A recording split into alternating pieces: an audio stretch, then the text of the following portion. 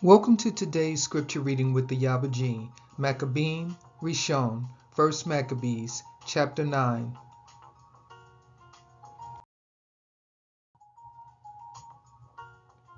Furthermore, when Demetrius heard that Nicanor and his host were slain in battle, he sent Bacchus and Alcimus into the land of Yehuda the second time, and with them the chief strength of his host, who went forth by the way that leads to Gilgal, and pitched their tents before Mazaloth, which is in Arbel. And after they had won it, they slew much people. Also, the first month of the 152nd year, they encamped before Jerusalem, from when they removed and went to Berea with 20,000 footmen and 2,000 horsemen. Now Yehuda had pitched his tents at Eliela, and 3,000 chosen men with him.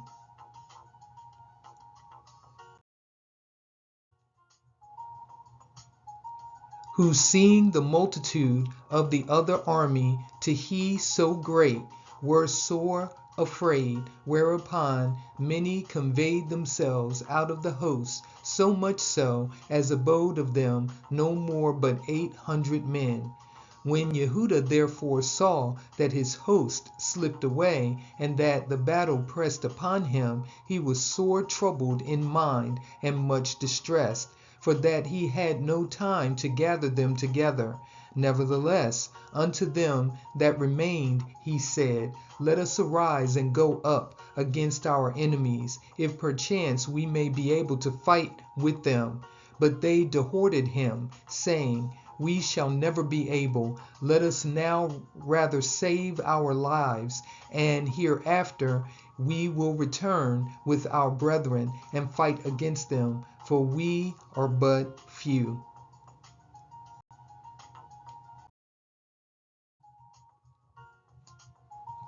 Then Yehuda said, Far be it that I should do this thing and flee away from them. If our time has come, let us die manfully for our brethren, and let us not stain our honor.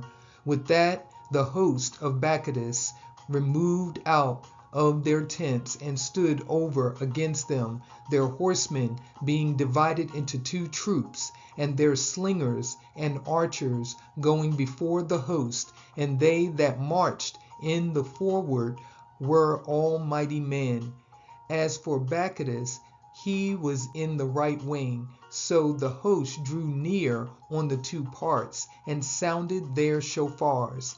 They also of Yehuda's side, even they sounded their shofars also, so that the earth shook at the noise of the armies, and the battle continued from morning till night. Now when Yehuda perceived that Bacchus and the strength of his army were on the right side, he took with him all the hardy men.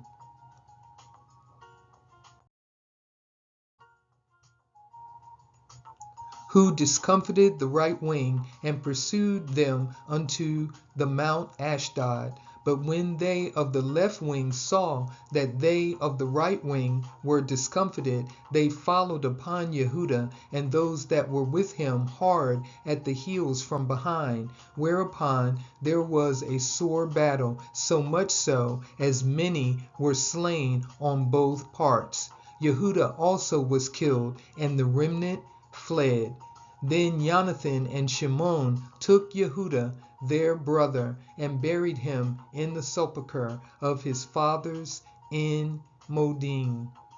Moreover, they bewailed him, and all Yasharel made great lamentation for him, and mourned many days, saying, How is the valiant man fallen that delivered Yasharel?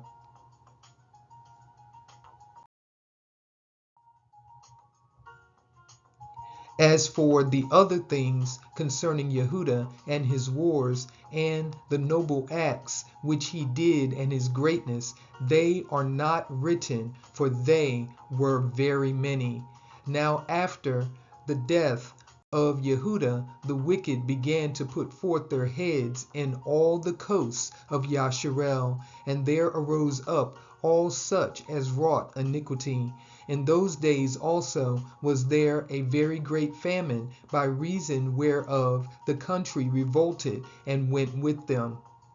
Then Bacchus chose the wicked men and made them Adonim of the country. And they made inquiry and search for Yehuda's friends, and brought them unto Bacchus, who took vengeance of them and used them despitefully. So was there a great affliction in Yasharel, the like whereof was not since the time that a prophet was not seen among them. For this cause all Yehuda's friends came together and said unto Jonathan,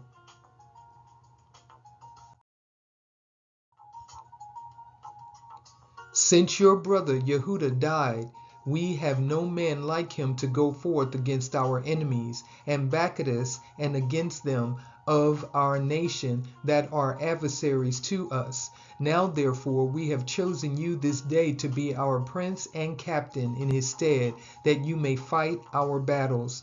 Upon this Jonathan took the governance upon him at that time, and rose up instead of his brother Yehuda. But when Bacchus got knowledge thereof, he sought for to slay him.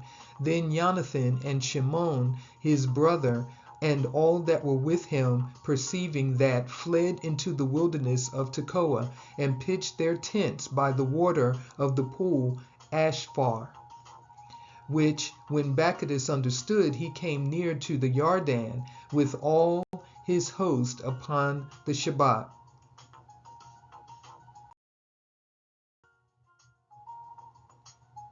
Now Jonathan had sent his brother Jochanan, a captain of the people, to pray his friends the Makkabiym, that they might leave with them their carriage, which was much. But the children of Jambri came out of Madaba, and took Jochanan and all that he had, and went their way with it. After this came word to Jonathan and Shimon his brother, that the children of Jambri made a great marriage, and were bringing the bride of Nadabatha with a great train, as being the daughter of one of the great princes of Canaan. Therefore they remembered Jochanan their brother, and went up and hid themselves under the covert of the mountain, where they lifted up their eyes and looked, and behold, there was much ado and great carriage. And the bridegroom came forth, and his friends and brethren, to meet them with drums and instruments of music and many weapons.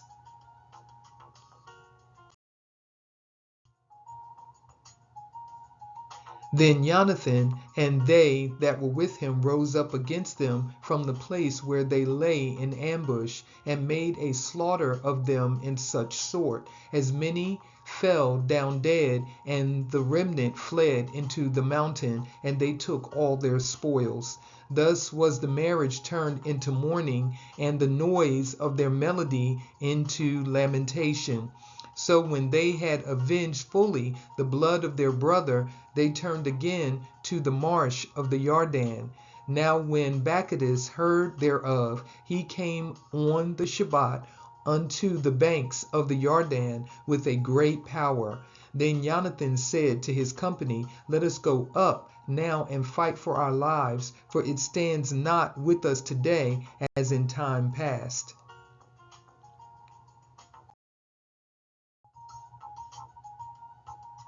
For behold, the battle is before us and behind us, and the water of the Yarden on this side and that side, the marsh likewise, and wood, neither is there place for us to turn aside.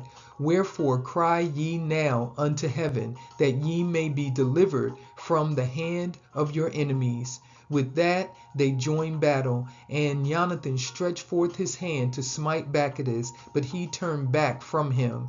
Then Jonathan and they that were with him leapt into the Jordan, and swam over unto the other bank. Howbeit the others passed not over the Jordan unto them. So there were slain of Bacchus' side that day about 1,000 men.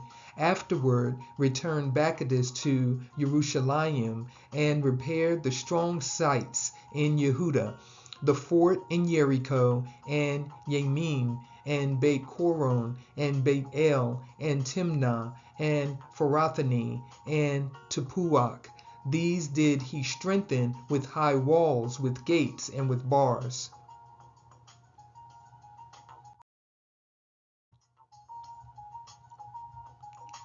And in them he set a garrison, that they might work malice upon Yasharel.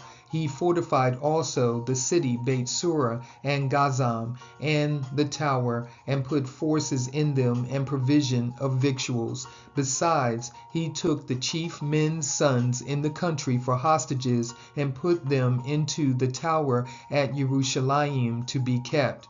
Moreover, in the 153rd year, in the 2nd month, Alchemists commanded that the wall of the inner court of the sanctuary should be pulled down. He pulled down also the works of the prophets. And as he began to pull down, even at that time was Alchemist plagued, and his enterprises hindered. For his mouth was stopped, and he was taken with a palsy, so that he could no more speak anything, nor give order concerning his house.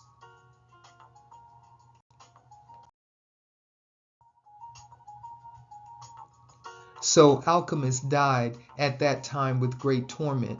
Now when Bacchus saw that Alchemist was dead, he returned to the king, whereupon the land of Yehuda was in rest 2 years. Then all the wicked men held a council, saying, Behold, Jonathan and his company are at ease, and dwell without care. Now therefore we will bring Bacchus hither, who shall take them all in one night. So they went and consulted with him. Then removed he, and came with a great host, and sent Sepharim privily to his adherents in Yehuda, that they should take Jonathan and those that were with him. Howbeit they could not, because their counsel was known unto them. Wherefore they took of them men of the country that were authors of that mischief, about 50 persons, and slew them.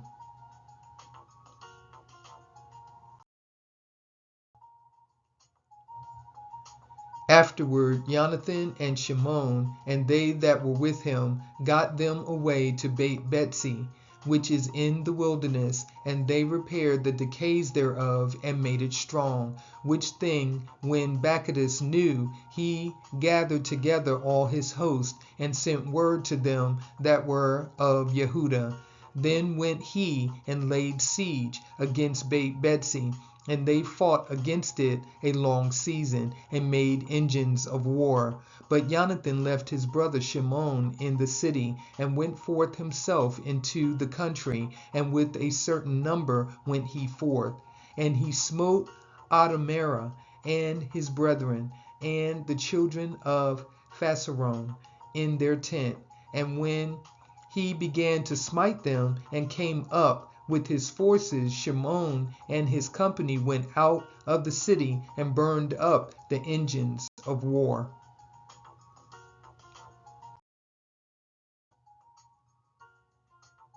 And fought against Bacchus, who was discomfited by them, and they afflicted him sore, for his counsel and travail was in vain. Wherefore he was very wroth at the wicked men that gave him counsel to come into the country, inasmuch as he slew many of them, and purposed to return into his own country.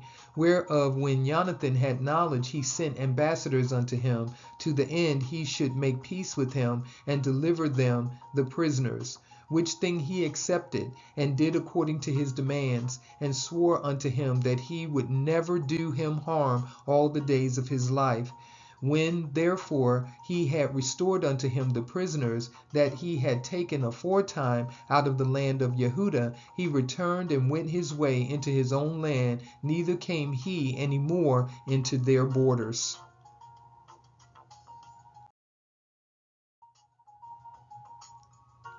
Thus the sword ceased from Yasharel, but Jonathan dwelt in Michmash and began to govern the people, and he destroyed the wicked men out of Yasharel. Thank you for watching today's scripture reading with the Ayaba, Makkabiym, Ri'Shon, 1 Maccabees Chapter 9. And with that, I will leave you with Shabbat Shalom.